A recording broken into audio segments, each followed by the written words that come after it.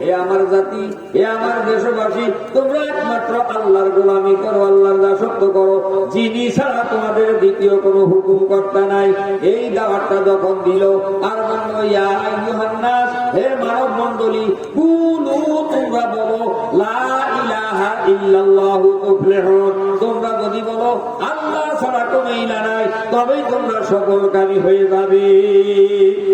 এই ঘোষণাটা যখন বিশ্ব নবী দিল, কাফের বেঈমানেরা বুঝতে পারলো মুহাম্মদ ইবনে আব্দুল্লাহ কি বলতে চায়, কি করতে চায়। সাথে সাথে তারা কি করলো, দামাল ছেলেদেরকে যে আপনার লেলিয়ে দিল তার পিছনে। বিশ্ব নবী মুহাম্মদুর রাসূলুল্লাহ সাল্লাল্লাহু আলাইহি ওয়াসাল্লামকে পাথর মারতে শুরু করলো। চারদিক থেকে বৃষ্টির মতো পাথর মারছে। আল্লাহর নবীর সঙ্গে ছিল হযরত যায়েদ ইবনে হারেসা। বিশ্ব নবীর নিয়ামতের মধ্যে এই বিশ্ব জগতের রূহ হইল কোরআন শরীফ, বলে বলেন সুবহানাল্লাহ। আর এই কোরআন শরীফের মধ্যে আল্লাহ তাবারক ওয়া তাআলা মানুষের জন্য কমপ্লিটলি কোড অফ লাইফ, পূর্ণাঙ্গ জীবন ব্যবস্থাই দেবে। আল্লাহ তাবারক ওয়া তাআলা সেই ব্যবস্থা শেষ করেছেন। আল-ইয়াওমা আকমালতু লাকুম দীনাকুম ওয়া আতমামতু আলাইকুম নি'মাতি ওয়া রাদিতু লাকুমুল ইসলাম দীনা, এর মাধ্যমে জোরে বলেন সুবহানাল্লাহ। আজকে সেই কোরআনকে নিয়ে একটু স্লোগান দেব। আমি আশা করি একটু আগে আমাদের তরুণ বক্তা সে ফিলিস্তিনের ঘটনাটা আপনাদের, ফিলিস্তিনের অবস্থানটা আপনাদের সামনে তুলে ধরেছে। এটা আমাদের তৌহিদি জনতা, বিশ্বের সমস্ত মুসলমানদের অন্তরে এমন ভাবে তারা আঘাত এনেছে, ওদের টার্গেট হল শিশু। ওরা বুঝতে পেরেছে কোথায় হাত দিলে পরে এই মুসলমান জাতিকে দুর্বল করা যাবে, ধ্বংস করা যাবে। আগাম প্রজন্মকে ধ্বংস করার জন্য তারা শিশুদেরকে মারতেছে। আপনারা পেপার, পত্রিকা, ফেসবুকে, ইউটিউবে আপনারা বিভিন্ন ভাবে খবরের মাধ্যমে জানতে পারছেন। সম্মানিত উপস্থিতি, এটা তাদের কত পাকামতির নকশা যে আগাম প্রজন্ম ধ্বংস করা, মুসলমান ধ্বংস করা ওদের নীতি হয়ে দাঁড়িয়েছে। সম্মানিত উপস্থিতি, আজকে আমরা কোরআনের বাড়িতে এসেছি। কোরআন আমাদের মুখে ধারণ করতে হবে, কি কথা ঠিক কিনা? কথা বলেন নাই? কোরআন আমাদের মুখে ধারণ করতে হবে। সম্মানিত উপস্থিতি, আল্লাহ তাবারক ওয়া তাআলা নারা দিয়েছে। বলেন তো দেখি, তাকবীর দেওয়ার কথা আল্লাহর কোরআনে আছে কি? কেউ কি বলতে পারেন কোথায় আছে এই তাকবীরটা দেওয়ার কথা? তা হয়তো অনেকে পারেন না। ইয়া আইয়ুহাল মুদ্দাসসির কুম ফাআনজির ওয়া রাব্বাকা ফাকাব্বির, হে চাদর মোড়ানেওয়ালা উঠুন, মানুষদেরকে জাহান্নামের ভয় প্রদর্শন করুন আর আপনার রবের বড়ত্ব ঘোষণা করুন। ধরে বলেন সুবহানাল্লাহ। ওয়া রাব্বাকা ফাকাব্বির, আপনার প্রভুর বড়ত্ব ঘোষণা করেন। আল্লাহু আকবার, আল্লাহ মহান। আল্লাহ কি মহান? আসুন আমি আপনাদের সাথে একটা বিষয় নিয়ে আলোচনা করব। সেটা হলো কোরআন শরীফ থেকে আয়াতে কারিমা তেলাওয়াত করেছি, বেশি অর্থ বলা যাবে না। মেহমান এসে গেছে সম্ভবত কিছু সময় আপনাদের সাথে মত বিনিময়। আমি কোরআন শরীফ থেকে সূরা আলে ইমরানের 102 নম্বর আয়াত তেলাওয়াত করেছি। হে ঈমানদারগণ, তোমরা আল্লাহকে ভয় করো যেভাবে ভয় করা উচিত, আর তোমরা মুসলমান না হয়ে মৃত্যুবরণ করো না। বলুন সুবহানাল্লাহ। আরো জোরে বলেন সুবহানাল্লাহ। হাদিস শরীফ থেকে একটা হাদিস পড়েছি, হযরত আব্দুল্লাহ বিন উমর রাদিয়াল্লাহু তাআলা আনহু থেকে বর্ণিত। তিনি বলেন, রাসূল কারীম সাল্লাল্লাহু আলাইহি ওয়াসাল্লাম বলেছেন, মানুষ যখন মারা যায় তখন তার আমল বন্ধ হয়ে যায়। আমল বুঝেন তো?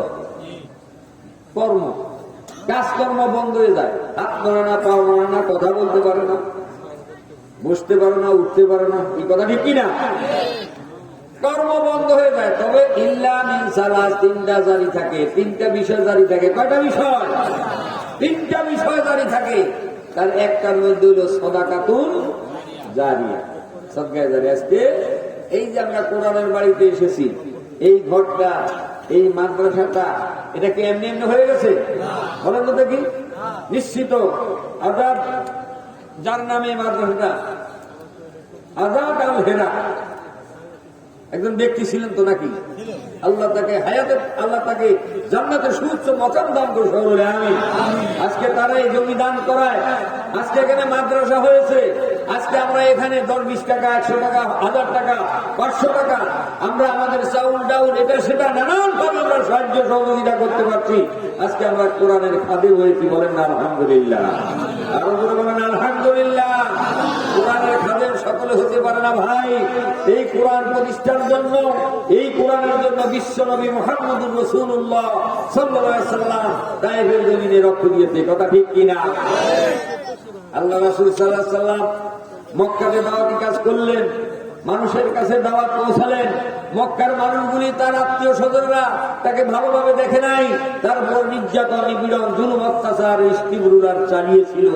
বিশ্বনবী চিন্তা করলেন, আমি একটু এলাকার বাইরে গিয়ে দাওয়াত দিতে যাই। যে কারণে আল্লাহর নবী তায়েফে গেলেন। সেখানে গিয়ে তিনি হযরত আবু বকর রাদিয়াল্লাহু তাআলা আনহু দুঃসম্পর্ক এক আত্মীয়র বাড়িতে উঠলেন। সেখানে তিনি 2 দিন থাকলেন। এরপরে অবস্থা পর্যবেক্ষণ করলেন। এরপরে তিনি একটা সুযোগ সুবিধায় লোকদেরকে ডেকে তিনি দাওয়াত দিলেন, ইয়া কওমি ইবুদুল্লাহ মা লাকুম মিন ইলাহিন গায়রু।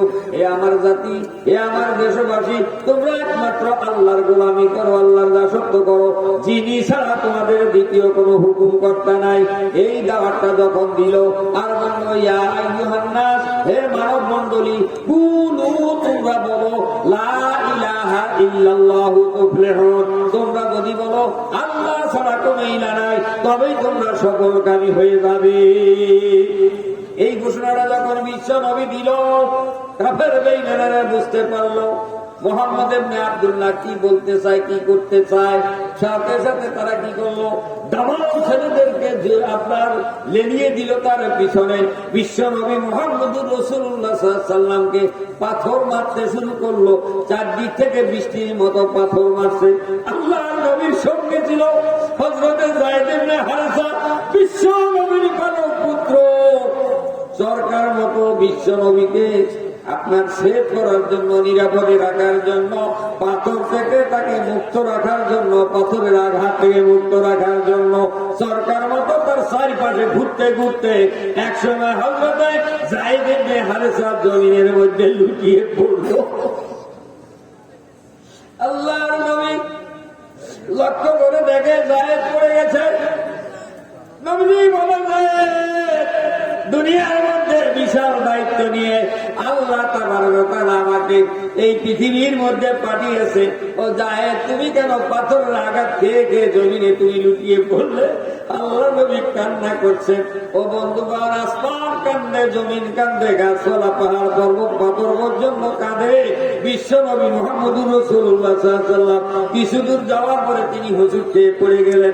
দুষ্টরা এবার দেখলো পাথর কার গায়ে মারবো, আর দুষ্টরা তখন এসে বিশ্ব নবীকে দাঁড় করালো।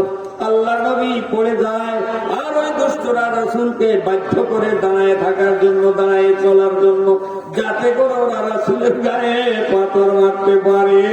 ও আমার বন্ধুগণ, আজকে বিশ্ব নবী মুহাম্মদুর রাসূলুল্লাহ সাল্লাল্লাহু আলাইহি ওয়াসাল্লামের জীবনের একটা দিক বলছি। আরে আল্লাহ নবী কিছুদূর গিয়ে আবার তিনি পড়ে গেলেন। এভাবে দুষ্টরা তার পিছন থেকে চলে গেল। রাসূলুল্লাহ সাল্লাল্লাহু আলাইহি ওয়াসাল্লামের শরীরের জামাটা রক্তে তার শরীরে লেগে গেল, পায়ের জুতাটা রক্তে আটকে গেল। বিশ্ব নবী এমন একটা আঙ্গুর বাগানের কাছে গেলেন। সেখানে গিয়ে আঙ্গুরের একটা লতাকে হেলাম দিয়ে তিনি বসে আছেন। এমন সময় দূর থেকে ওই বাগানের মালিক সে আসলো। আসার পরে রাসূলুল্লাহ সাল্লাল্লাহু আলাইহি ওয়াসাল্লাম তার চেহারার দিকে তাকিয়ে বলে, কি হে আদ্দাস, বলে বলেন সুবহানাল্লাহ। রাসূল কি বলল? কি হে আদ্দাস। ওর সাথে রাসূলের সাল্লাল্লাহু আলাইহি ওয়াসাল্লামের কোনো দেখা নাই, কোন সাক্ষাৎ নাই, কিন্তু রাসূল তার নামটা বলেছে আব্বাস। কিন্তু এই কথাটা শোনার সাথে সাথে তার নামটা এলো, ব্যক্তিটা বলে দেয়। এত সুন্দর মানুষ দুনিয়াতে কত মানুষ আমি দেখেছি, এত সুন্দর মানুষ তো আমি পৃথিবীতে কখনো দেখি নাই। আর এই সুন্দর মানুষটাকে রক্তাক্ত করেছে, সাদা জামা লাল হয়ে গেছে, পায়ের মধ্যে তার জুতাটা আটকে গেছে। আল্লাহর নবী বলে, আব্বাস, আব্বাস বলে তাকে ডাক দেওয়ার সাথে সাথে তার সুখ বেড়ে গেল। আব্বাস হতভম্ব হয়ে গেল, আশ্চর্য হয়ে গেল। এবার নবী বলে, আব্বাস তোমার বাড়িটা কি দুনিয়াতে কিনা? একথা বলার পরে আব্বাসের জবান খুলে গেল, বলে আপনি কে? আপনাকে তো আমি চিনি না। আরে এত সুন্দর মানুষ তো আমি জীবনে কখনো দেখি নাই। আপনি আমার নামটা বলে ফেললেন আব্বাস, আবার আমার বাড়িটা কোথায় সেই কথাটা আপনি বললেন নুনিয়া। বলল আব্বাস, নুনিয়াতে একজন নবী ছিল, তার নাম ছিল ইউনূস আলাইহিস সালাম। সুবহানাল্লাহ বলেন। অসুবিধা হইতেছে? অসুবিধা হইতেছে? মেহমান আসা পর্যন্ত চলবে। রাজি আছেন তো নাকি? এখন আসলে এখনই উঠে যাবো। 10 মিনিট পরে আসলে 10 মিনিট পরে উঠবো, আধা ঘন্টা পরে আসলে আধা ঘন্টা পরে উঠবো ইনশাল্লাহ। মেহমান আসে গেছে প্রায়। আল্লাহ নবী বলে, আব্বাস দুনিয়াতে একজন নবী ছিল, তার নাম ইউনূস আলাইহিস সালাম। বলে আপনি ইউনূস আলাইহিস সালামকে কেমন করেছিলেন? বলে ইউনূস আলাইহিস সালাম নবী, আমিও নবী। জুড়ে বলেন সুবহানাল্লাহ। তিনিও নবী, আমিও নবী। আব্বাস এবার বল, আব্বাস দেখলো, আব্বাসকে বললো আমাকে একটু গরম পানি করে দাও। সাথে সাথে সে কেটলি ভরে গরম পানি করে বিশ্ব নবী শরীরে ঢালতে শুরু করলো। জামাটা আলোক হলো, পায়ের জুতাটা আলোক হয়ে গেল। আল্লাহ নবী ওযু করলেন, 2 রাকাত শুকরের নামাজ পড়লেন। এমন সময় জিবরাইল আলাইহিস সালাম এসে বলে, ইয়া রাসূলুল্লাহ, ইয়া হাবিবাল্লাহ, আপনার অবস্থা দেখে আমি সহ্য করতে পারছি না। আল্লাহ তাআলা আমাকে ডাইনে 300 পাখা, বামে 300 পাখা দিয়েছেন। যেই পাখার গতি হলো এরকম 10টা দুনিয়া এক জায়গায় করে দিলে পরে, এরকম 10টা পৃথিবী এক জায়গায় করে দিলে পরে বিস্তীর্ণ একটা ময়দান হবে, জায়গা হবে। হযরতে জিবরাইল আলাইহিস সালাম ওই পাখা দিয়ে একবার বৈঠা টান দিলে পরে এরকম 10টা দুনিয়া পার হয়ে যাবে। আল্লাহ আমাকে সেই ক্ষমতা দিয়েছে। নবী আপনি বলেন, ওই যে পাহাড়টা দেখা যায়, তায়েফবাসীরা আপনার সাথে যে ব্যবহারটা করেছে, আল্লাহ নবী আপনি বলেন, আমি সহ্য করতে পারছি না। এই পাহাড়টাকে উঠে নিয়ে তায়েফবাসীদেরকে আমি সমূলে ধ্বংস করে দেই। আল্লাহ রাসূল সাল্লাল্লাহু আলাইহি ওয়াসাল্লাম বলল, জিবরাইল, জিবরাইল, এই জাতিকে যদি আমি ধ্বংস করে দেই, হয়তো এরা আজকে আমার কথা শুনবে না, এরা হয়তো আজকে দিনের কথা মানবে না, এরা হয়তো ঈমান গ্রহণ করবে না। তবে জিবরাইল জেনে রাখো, আগাম প্রজন্ম হয়তো এরা ইসলাম গ্রহণ করবে। আমি এদের জন্য বদদোয়া করব না। আমার দেহের উপরে মার গেছে, আমার দেহের উপরে নির্যাতন গেছে, আমার অশান্তি হয়েছে, আমার কষ্ট হয়েছে। আমি এই জাতিকে ক্ষমা করলাম, আল্লাহর কাছে দোয়া করলাম, আল্লাহুম্মা ইন্নাকা ওয়াহদি ওয়া হুম লা ইয়ালামুন। হে আমার রব, হে আমার মুনিব, হে আমার আল্লাহ, এই জাতিকে তুমি হেদায়েত দান করো। কারণ ওরা আমার সাথে যে ব্যবহার করছে, যদি তারা জানতো আমি নবী, তাহলে ওরা আমার সাথে এই ব্যবহার করতো না। আমার সম্পর্কে ওরা জানে না। সুবহানাল্লাহ বলবেন না? নবী ছিল কি? দয়ার নবী, মায়ার নবী। আল্লাহ তাবারক ওয়া তাআলা বিশ্ব নবী মুহাম্মদুর রাসূলুল্লাহ সাল্লাল্লাহু আলাইহি ওয়াসাল্লামকে রহমাতুল লিল আলামিন খেতাব দিয়েছেন। কি কথা ঠিক কিনা? আমার সাল্লাকা ইল্লা রাহমাতাল লিল আলামিন। আল্লাহ তাবারক ওয়া তাআলা নবীকে রহমত হিসাবে পৃথিবীতে প্রেরণ করেছেন। বলেন না সুবহানাল্লাহ।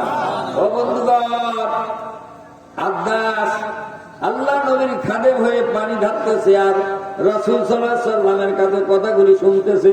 এক পর্যায়ে রাসূল নামাজ শেষ করলেন আর হযরত জিবরাইল সাল্লামের কথার জবাব শেষ করে আব্বাস এবার বলতেছে, আপনাকে আপনার পরিচয়টা একটু জানতে চাই। বিশ্ব নবী বলল, আমি হলাম মুহাম্মদ ইবনে আব্দুল্লাহ। আল্লাহ তাবারক ওয়া তাআলা আমাকে পৃথিবীতে প্রেরণ করেছেন মুহাম্মাদুর রাসূলুল্লাহ। মুহাম্মাদুর রাসূলুল্লাহ করে আল্লাহ রাসূল করে আমাকে পৃথিবীতে প্রেরণ করেছেন। আমি সেই মুহাম্মাদুর রাসূলুল্লাহ। সম্মানিত উপস্থিতি, বিশ্ব নবীর সেই তায়েফের ঘটনা, এটা আপনারা শুনি। বলেন তো কেন এই কষ্টটা করলেন? এই কোরআনের জন্য করেছেন। সুবহানাল্লাহ বলবেন না? আল্লাহু আকবার। আব্বাস মুসলমান হয়ে গেল। আব্বাস যে মালিকের বাগানের মালিক, ওই মালিকের ছেলে আব্বাসের এই ব্যবহারে সে রাগ হচ্ছিল। মালিক দূরের থেকে নজর করে দেখে আব্বাস কার যেন সেবা করতেছে। সে আগে আসলো, এসে বলে, আব্বাস তুমি কে কে চেনো? বলে আব্বাস তখন চিন্তা করতেছে, আমি যদি এখন বলিনি রসুল, না জানি এর প্রতি আবার কোন নির্যাতন নিপীড়ন শুরু হয়ে যায়। আব্বাস মুখ বুঝে আছে আর আল্লাহ তাবারক ওয়া তাআলার কাছে, আল্লাহ তাবারক ওয়া তাআলার কাছে বিশ্ব নবীর হেফাজতের জন্য, বিশ্ব নবীর হেফাজতের জন্য, রক্ষণাবেক্ষণের জন্য আল্লাহর কাছে দোয়া করতেছে। সে আল্লাহর পথটা চিনেছে, সে রবকে চিনে ফেলেছে। বন্ধুগণ, ইয়া আইয়ুহাল্লাযীনা আমানুত্তাকুল্লাহ, হে মুমিনেরা তোমরা আল্লাহকে ভয় করো, হাক্কা তুকাতি, যেভাবে ভয় করা উচিত। আব্বাস আল্লাহর কাছে প্রার্থনা করতেছে আর চিন্তায় অস্থির। ওদিকে মালিকের ছেলে কিন্তু তার প্রতি রাগারাগি করতেছে, আবার মালিকও চলে আসছে। এখন যদি এই লোকটা সম্পর্কে যদি আমি তার পরিচয়টা তুলে ধরি, তাহলে আবার এই লোকটার উপরে কি নির্যাতনটা শুরু হবে। ভয়ে সে কাঁপতেছে, থরথর করে কাঁপতেছে। মালিক বলতেছে, আব্বাস তোমার কাঁপার হেতু কি? কেন তুমি এত কাঁপাকাঁপি? তুমি নির্ভয়ে বলো, তুমি নির্ভয় বলো, ইনিকে তোমার সাথে কি পরিচয় দিয়েছে? তখন আব্বাস বলল, হে আমার মালিক, হে আমার মনিব, ইনি হলেন বিশ্ব নবী, আখেরি নবী মুহাম্মাদুর রাসূলুল্লাহ সাল্লাল্লাহু আলাইহি ওয়াসাল্লাম। মালিক ছিল একজন শিক্ষিত ব্যক্তি। মালিক তৌরাত, জব্বুর, ইনজিল এই সম্পর্কে তার কিছু জ্ঞান ছিল। বিশ্ব নবীর আগমনের কথাটা সে জানতো। আজকে তার হাতে হাতে বিশ্ব নবী, আজ তার বাড়িতে, তার বাগানে, সুবহানাল্লাহ, হাতে হাতে ইসলাম গ্রহণ করলো। বলেন না সুবহানাল্লাহ। বন্ধুগণ, তায়েফের মানুষেরা তাকে পাথর মেরে ওই তায়েফ থেকে তাকে বিতাড়ন করলো। আর এমন একটা জায়গায় আসলো, সেখানে বিশ্ব নবী এসে দুইজন মানুষকে ইমানদার পেয়ে গেল। ধরে বলেন সুবহানাল্লাহ। ভাইরা আমার, ইমান নসিবে লাগে। কি করেন? ইমান নসিবে লাগে। কি বলেন? ইমান নসিবে লাগে। ইমান যার নসিবে আছে, অবশ্যই সেই ইমানের দাবিতে বলিয়ান হয়েছে। আজকে এই জমিনের উপরে সে ইমানদারের দাবি নিয়ে সে চলতে পারবে। আর যদি তার কপালটা বন্ধ হয়ে যায়, তার কপালটা যদি বন্ধ হয়ে যায়, তাহলে সে ইমানের দাবি নিয়ে জমিনে বিচরণ করতে পারবে না, আল্লাহকেও সে ভয় করতে পারবে না। বন্ধুগণ, আসুন, বিশ্বনবী মুহাম্মদুর রাসূলুল্লাহ সাল্লাল্লাহু আলাইহি ওয়াসাল্লাম এই কোরআনের জন্য মার খেয়েছেন। আমরা কি এখন এই কোরআনের জন্য মার খাইতেছি? কথা বলেন। মায়ের আসছে, আছে মায়ের আসছে। ফিলিস্তিনবাসীদের অবস্থা কি? আমি পরশুটা ফেসবুক খুললাম, খোলার পরে দেখি এই কত 7 থেকে 8 বছর বয়সের একটা ছেলে, সে গাছের পাতা একটা ডাল, ওই ডালটা ভেঙে ক্ষুধার তাড়নায় সে ওই ডালটা চিবে চিবে, আমরা যেমন আমাদের বাচ্চারা কুসুর চিবে চিবে যেভাবে খায়, ও ওই ডালটা চিবে চিবে খাচ্ছে, আর ওই কাঁচা সেই পাতাটা চিবে চিবে খাচ্ছে। ও বন্ধুগণ, কি কষ্ট ওই দেশের মানুষের। ফিলিস্তিনের সেই মুসলমানদের জন্য কালেকশন চলছে, ফিলিস্তিনের এই মুসলমানদের জন্য টাকা কালেকশন চলছে, ওই দেশে টাকা পয়সা পাঠানো হচ্ছে। আমাদের দেশের গভর্নমেন্টও কিছু দিয়েছে, বিভিন্ন দেশের থেকে দিয়েছে। আম জনতা, তৌহিদি জনতা, তারাও দিচ্ছে। এক একটা আপনার সংস্থার মাধ্যমে টাকা পয়সা পাঠানো হচ্ছে। ও বন্ধুগণ, তারা খাদ্য পেয়েছে 22 দিনের মাথায়। কে রক্ষা করেছে বলেন তো দেখি? আল্লাহ রক্ষা করেছে, আল্লাহ রক্ষা করেছে।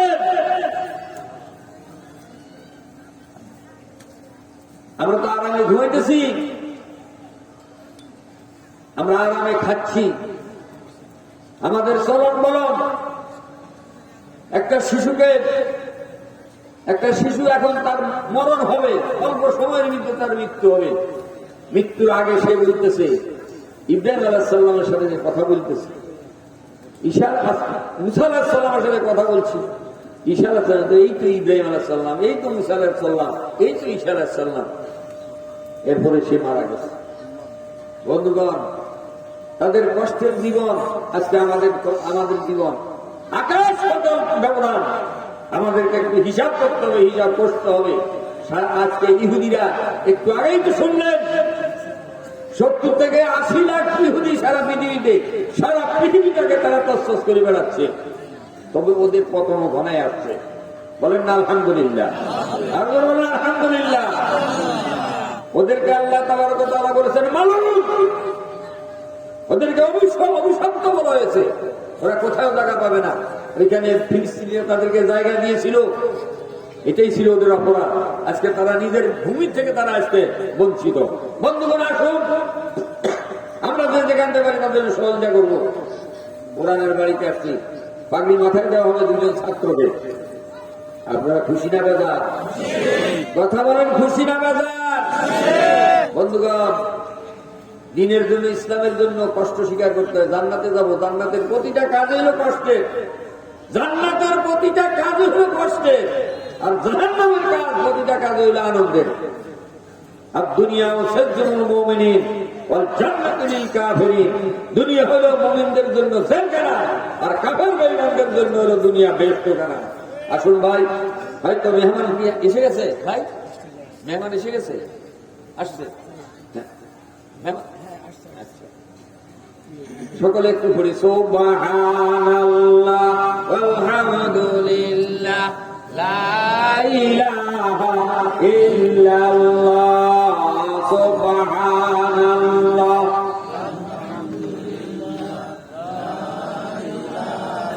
ইল্লাল্লাহ, সুবহানাল্লাহ ওয়ালহামদুলিল্লাহ লা ইলাহা ইল্লাল্লাহ, লা ইলাহা ইল্লাল্লাহ মুহাম্মাদুর রাসূলুল্লাহ, লা ইলাহা ইল্লাল্লাহ, লা ইলাহা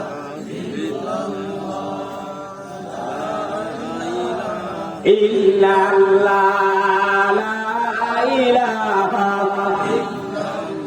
লা ইলাহা ইল্লাল্লাহ, লা ইলাহা ইল্লাল্লাহ মুহাম্মাদুর রাসূলুল্লাহ। এখানে আমরা যারা আছি, বাপ মারা গেছে এরকম কয়জন আছে? একটা হাত উঁচু করি। আমিও আছি সেই দলে। না, মা মারা গেছে এরকম কে আছি? সংখ্যা দেখা যায় কম, সংখ্যা দেখা যায় কম, বাপ মার সংখ্যা বেশি। মা বাবা যে সম্পদ আমার আপনার জন্য রাইখে গেছে, কোনদিন কি কবর থেকে উঠে এসে বলছে যে আমার জন্য 1000 টাকা দিয়ে আমি কবরে কষ্ট পাইতেছি? বলছে? কথা বলেন, বলে নাই। তাদের জোগাড় করা, তাদের জমায়েত করা, তাদের কষ্ট অর্জিত সম্পদ, ঘর ব্যবহার করতেছি, জমি ব্যবহার করতেছি, গাছপালা বাগ বাগিচা ব্যবহার করতেছি। কথা ঠিক কিনা? ও বন্ধুগণ, আজকে তারা কবরে শুয়ে আছে। আজকে যদি আপনি সাদাকাতুন জারিয়া, মা বাবার শান্তির জন্য, মা বাবার উপকারের জন্য, মা বাবার কবর আযাব মাফের জন্য, মা বাবার জান্নাত লাভের জন্য যদি আজকে আপনি সাদাকাতুন জারিয়া করে যান, নবীজি কি বলেছেন?